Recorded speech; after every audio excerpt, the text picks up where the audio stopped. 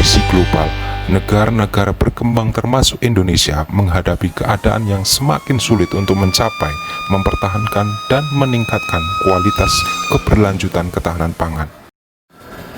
Assalamualaikum warahmatullahi wabarakatuh. Apa kabar my brother? Video kali ini kita akan membahas mengenai pangan. Ikuti alurnya sampai dengan selesai agar tak ketinggalan pahamnya. Selamat mengikuti.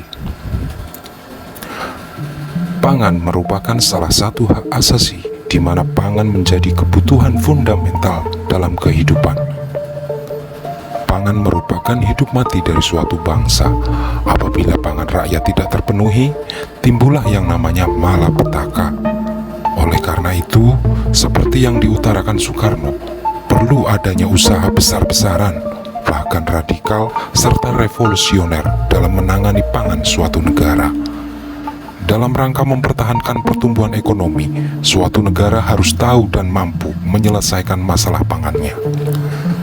Menurut Undang-Undang Pangan Nomor 18 Tahun 2012, ketahanan pangan adalah kondisi terpenuhinya pangan bagi negara sampai dengan perseorangan yang tercermin dari tersedianya pangan yang cukup, baik jumlah maupun mutunya, aman, beragam, bergizi, merata dan terjangkau, serta tidak bertentangan dengan agama, keyakinan dan budaya masyarakat untuk dapat hidup sehat, aktif dan produktif secara berkelanjutan.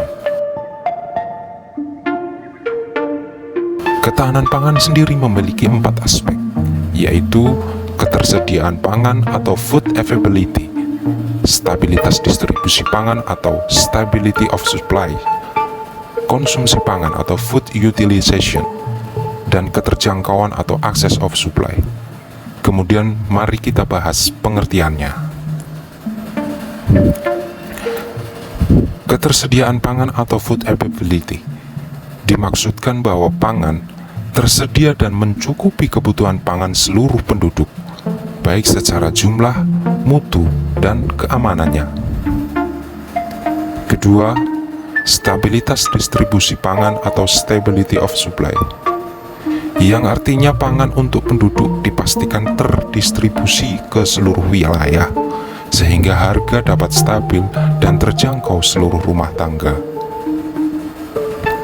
3.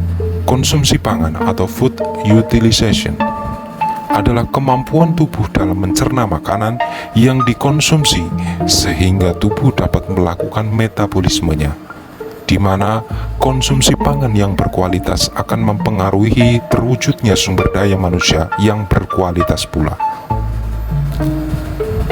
4. Keterjangkauan atau access of supply merupakan pangan yang dapat diakses atau dimanfaatkan oleh seluruh lapisan penduduk, bukan hanya satu atau dua kalangan, baik dari sisi preferensi, kebiasaan, kebudayaan, dan kepercayaan.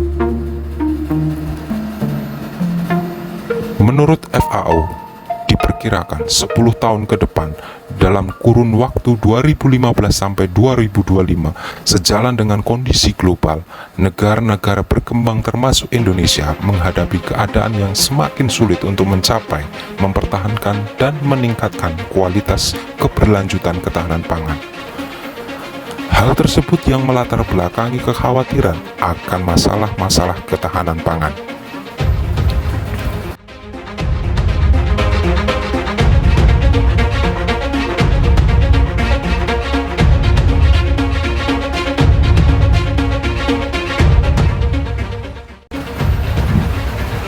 Bagaimana dengan kondisi ketahanan pangan Indonesia saat ini? Apakah telah memenuhi 4 aspek yang telah kita bahas, baik ketersediaan pangan, distribusi pangan, konsumsi pangan, dan keterjangkauannya? Jika harus dijawab, pastinya haruslah kita jawab sudah, namun belum optimal. Masih banyak kendala dan masalah ketahanan pangan yang belum maksimal penanganannya.